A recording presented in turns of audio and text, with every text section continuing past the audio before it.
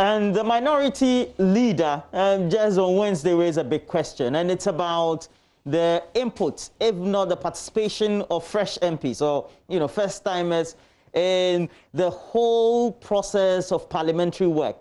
Now that we're even in the electioneering, it also means that their actions as well as participation in the work of parliament even becomes more minute, if not pale in significance.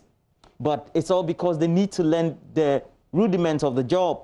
But apart from that, it's even more disheartening if some of them have to lose their seats and have to go. And it's a conversation that all of us want to have, enriching the parliamentary democracy that we're practicing, but also getting the right sort of people in the House for legislative work. Somebody who has commented on this over time, incessantly raising issues about why we need to develop the storehouse of knowledge for our legislature, is Dr. Rashid Draman. He is Executive Director of the think tank African Center for Parliamentary Affairs. Basically, their work is trying to do research, surveys, a number of actions, dialogues, dealing with international partners on the subject of how we enrich our parliamentary democracy, not only in Ghana, but the rest of the continent. He's joining us this morning on stream. We'll have this comprehensive discussion on the subject once again. Good morning to you, Dr. Draman.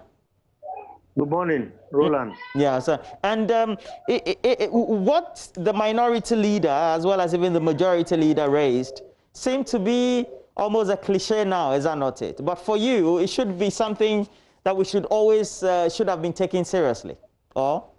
Yeah, indeed, Roland. I think it's quite disturbing, and I'm happy that now it's coming from the the mouths, if I can say it that way, of the leaders of our parliament. Over the years, we've said that one of the banes of our parliamentary democracy is the marriage between the legislature and the executive. And one of the key reasons why we see what we see in Parliament, empty seats, lack of interest, lack of participation, and so on, is because of this key factor. There are other factors, the rising cost of our politics. Today it costs, I don't know how much, but I mean, very, very astronomical kind of figures that we are hearing and seeing for somebody to be elected to go into Parliament. You compare that to what a member of Parliament earns, then that tells you the rest of the story in terms of what will happen if that person gets into Parliament. If the person is part of the executive, then often what we have seen over the years is that allegiance is more towards executive work than parliamentary work. So in effect, we don't have career legislators, people who go to Parliament to make, if you like, the legislative work their career. So you combine all these, we get the results that we are getting right now. And if we just oppose that with what happens in some of the best developed democracies that we benchmark our practice by, what extremely is the deficit then? I don't get your question, Roland. Okay, so the best democracies that we have, yes, they have rich minds, etc. We don't have. Yes. And the situation that we're seeing by way of the attrition rate, what kind of deficit do we then have in our system? Well, I mean, certainly there is going to be a deficit of knowledge in terms of parliamentary business and parliamentary work, because as the leaders have said over and over, it takes a very long time, sometimes more than 2 terms, for a member of parliament to be very well versed in the rudiments of parliamentary work. So you go to maybe some advanced democracies, and even on the continent here, I have had friends, for instance, in Tanzania and other places, who have been in parliament for almost 40 years. Now, it's very difficult to legislate some of these things. So we will continue to see the kind of high attrition rate that we see. Indeed, if you look at even our parliament as compared to other parliaments on the continent, our rates are quite low because recently Botswana renewed its parliament and about 75% of the members did not come back. So you have just 25 full-timers coming back. But Roland, you know, for me, beyond all these discussions that we have had over the years, I mean, I've been involved in this for almost all my kind of professional career life. Since I left, I mean, school, I've just been doing parliamentary strengthening work. I've been reflecting, you know, over the years in terms of, you know, what is it that would take for us to get effective democracies, I mean, across the continent, and I mean, in particular here at home. And one of the things that I am, I mean, coming close to concluding on is the fact that, you know, what seems to be lacking is, you know, the ethics and integrity in terms of the kind of people that we elect, the kind of people that we have to represent us, and so on and so forth. Sometimes it is not a question of lack of knowledge, because we have a lot of people who, I mean, who have a lot of knowledge in the House. Sometimes it's not a question of maybe people don't have time, but it's a question of whether, you know, each individual every day asks themselves the question, I'm being paid to do this work.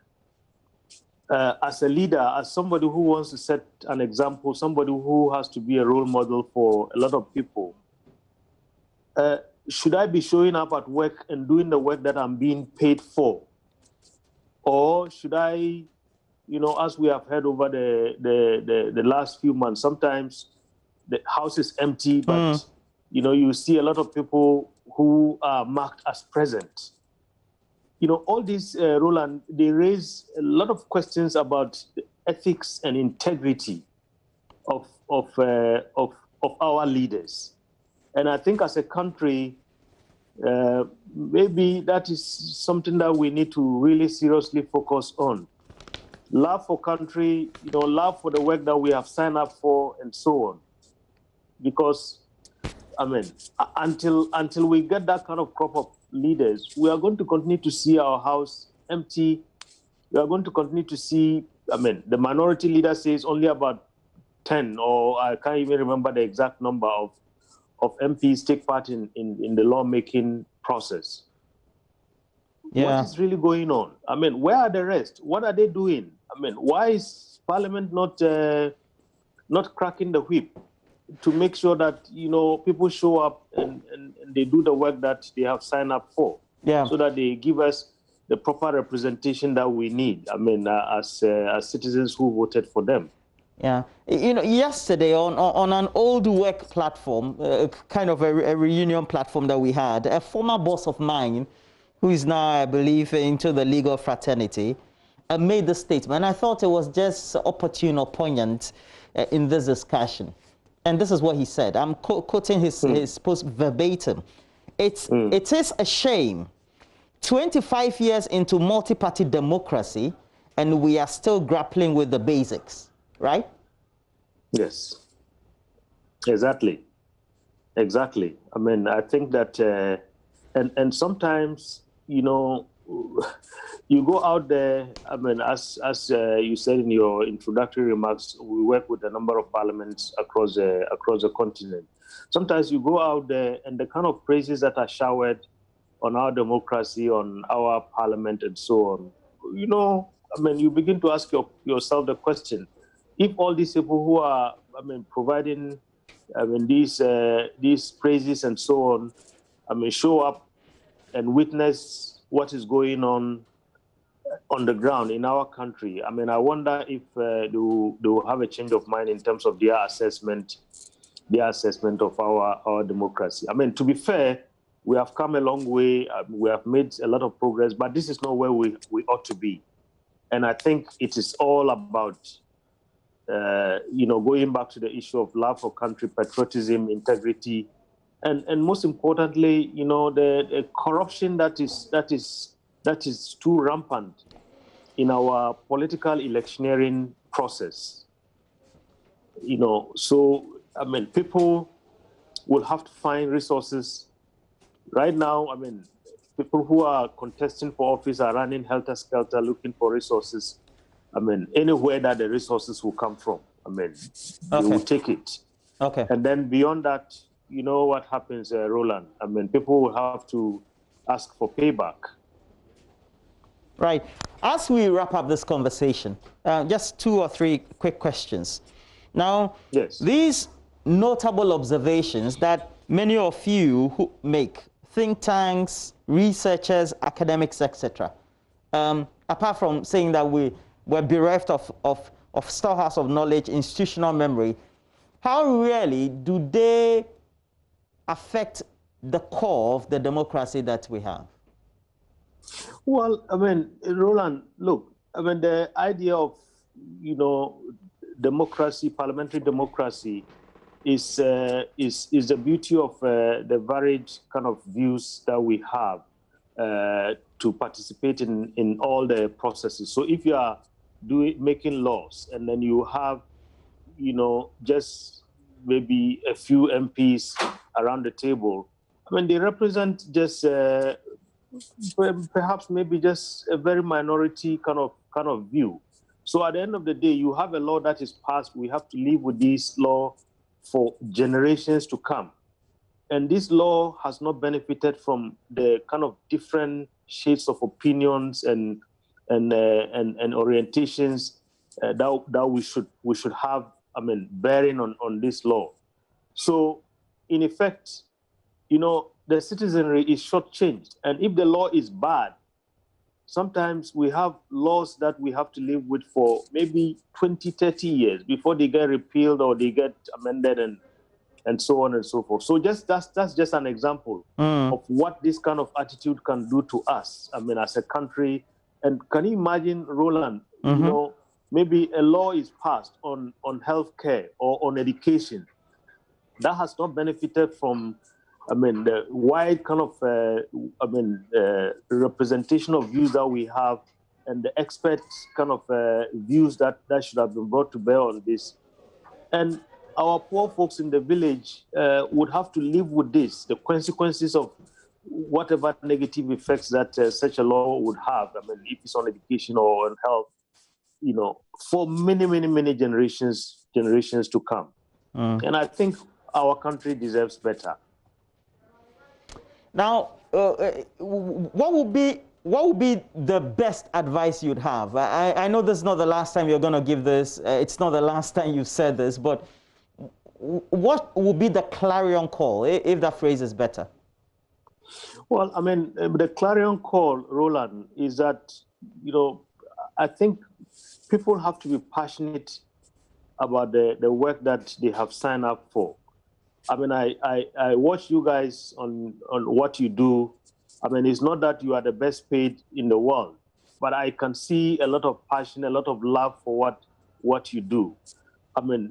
People have to be patriotic, and people have to, be guided by a very high sense of ethics and integrity. Particularly, people that we say they are the. Hello, Roland, can you hear me? Please go ahead. Go ahead. We can hear you clearly. Yes. People that we say they are tasked with the responsibility of holding everybody to account in the state. Because, Parliament's remit has no limit. They can call you, they can call me, they can call anybody to come and account or to show up before the House and answer questions. So, such people should be beyond reproach. Such people should be of very high levels of integrity. So that, when they say Parliament is calling, then we know that there are very serious consequences and very serious work work, will be done. In the US, for instance, when they say Congress is calling, no matter your rank in society, you develop a lot of shivers. I don't think that we have the same thing here in our land. And it's all because, as you are showing on your screen, we go to defend members of parliament in terms of their conditions and so on, and people ask, we are paying, but are we getting the value for the money that we are paying? Because if people don't show up, and it's not that somebody is conjuring the story, but the pictures are showing. So I think for me, I want to appeal to the leadership of our parliament. I want to also appeal to the political parties, because I think MPs are the products of our two major political parties in this country for now. I think some serious work would need to be done. Yesterday I heard that the first deputy speaker was calling for, the political parties to start grooming and training future members of parliament. I think it's a call in the right direction. But what I had to add to that was that as part of the grooming, as part of the training, ethics and integrity should be number one, so that when people get there, they put country first, and not their political parties, not their personal interests, not the interests of any other lobby groups and so on and so forth. Yeah. Well, we have to wrap up our discussion now, but we have to thank you for the good work you're doing. Sometimes it's quite surprising. Those who rather should be in politics are not in politics. Yeah, I think that you are right.